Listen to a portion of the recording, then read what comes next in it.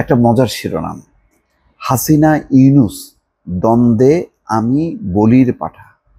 Tulip Siddique বলছেন, অর্থাৎ শেখ হাসিনা এবং ডক্টর মোহাম্মদ ইউনূস যিনি অন্তর্বর্তী সরকারের প্রধান, তাদের দ্বন্দ্বে টিউলিপ সিদ্দিক নাকি বলির পাঠা হয়েছেন। আসলে কি তাই? এতই সোজা বিষয়টা?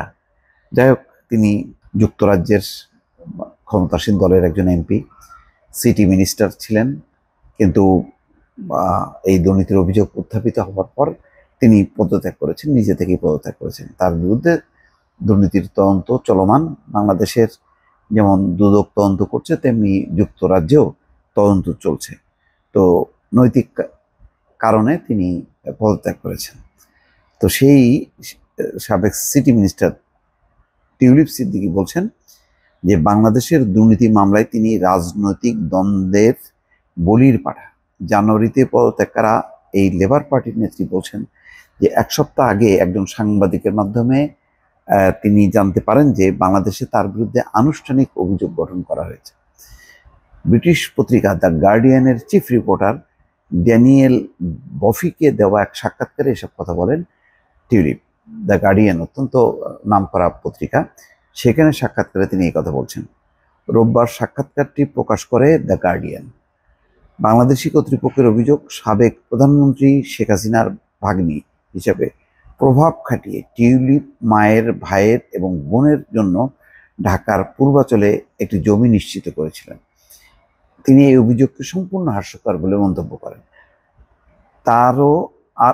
আরও 20 জনের বিরুদ্ধে বিচারিক শুরুর তারিখ নির্ধারিত হয়েছে 11 আগস্ট। তিনি ব্যক্তিগতভাবে বা ভিডিও কনফারেন্সে হাজির হবেন কিনা এই বিষয়ে এখনো সিদ্ধান্ত হয়নি। তো এখানে তো মানে 10টা 6 × 10 = 60, 6 জন। এটা তো একদম নাম প্রকাশিত হয়েছে, তাদের দলিল ডকুমেন্ট সবকিছু আছে যে তাদের নামে 10 কাঠা করে 6 জন শেখ হাসিনার পরিবার এবং শেখ রেহানার পরিবার নিয়েছে। তার মধ্যে শেখ হাসিনা আছে, তার সজীব জয় আছে, পুতুল আছে, অন্যদিকে শেখ রেহানা আছে, ববি আছে এবং টিউলিপ আছে। তো এটা কি ভুল? যা টিউলিপ সিদ্দিক বলছেন, তিনি ব্রিটিশ আইনজীবী হুগো কেসির পরামর্শ নিচ্ছেন। এখনো তিনি কোনো আনুষ্ঠানিক সমন পাননি। আমি যেন এক ধরনের কাফকায়স্ত দুঃস্বপ্নে আটকে আছি, যেখানে আমাকে বিদেশে বিচারের মুখোমুখি করা হচ্ছে, অথচ এখনো আমি জানি না অভিযোগগুলো আসলে কি।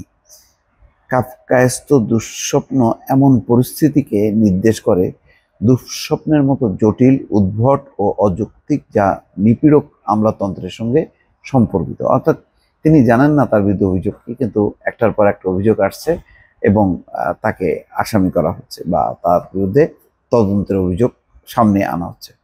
বাংলাদেশ এবং যুক্তরাজ্যের মধ্যে প্রত্যর্পণ চুক্তি না থাকলেও দোষী সাব্যস্ত হলে বিষয়টি নতুন করে পরীক্ষার মুখে পড়তে পারে। গত বছরের জুলাই লেবার পার্টির ক্ষমতা আসার পর ব্রিটিশ প্রধানমন্ত্রী কিয়ার স্টারমারের ঘনিষ্ঠ সহযোগী সিদ্দিকী, অর্থাৎ টিউলিপ সিদ্দিকী অর্থনৈতিক সচিব এবং সিটি মন্ত্রীর দায়িত্ব পান। তিনি আর্থিক খাত পর্যালোচনায় সক্রিয়ভাবে কাজ করছিলেন। তবে এ সময় 5000 মাইল দূরে বাংলাদেশের রাজনৈতিক পরিস্থিতি দ্রুত বদলাচ্ছিল। ছাত্র নেতৃত্বাধীন গণঅভ্যুত্থানে শেখ হাসিনার 15 বছরের শাসন ক্ষমতা ভেঙে পড়ে। হাজারো মানুষের মৃত্যুর পর তিনি ও তার বোন শেখ রেহানা ভারতে পালিয়ে যান। এখন তিনি বলছেন যে টিউলিপের দাবি যে 2024 সালের শেষ দিকে নোবেলজয়ী অর্থনীতিবিদ এবং শেখ হাসিনা রাজনৈতিক প্রতিদ্বন্দ্বী ডক্টর মোহাম্মদ ইউনূসের নেতৃত্বাধীন অন্তর্বর্তীকালীন সরকার গঠনের পর থেকেই বাংলাদেশের কদর্য রাজনীতি তার জীবনে প্রভাব ফেলতে শুরু করেছে। অচেনা কিছু ওয়েবসাইটে খবর ছাপা হতে থাকে যে তিনি রূপপুর পারমাণবিক বিদ্যুৎ প্রকল্প থেকে $500 কোটি আত্মসাৎ করেছেন। এই নিয়ে 2013 সালে এক ছবি সামনে আসে, যেখানে মস্কোতে শেখ হাসিনা ও ভ্লাদিমির পুতিনের সঙ্গে সিদ্দিকীকে দেখা যায়।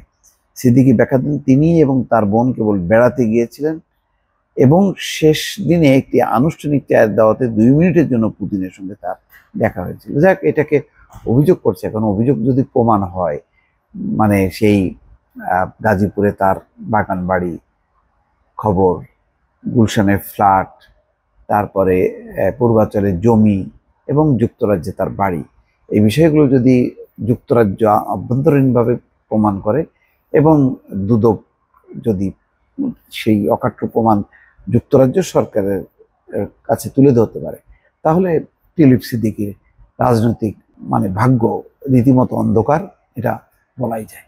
ভালো থাকবেন। আল্লাহ হাফেজ।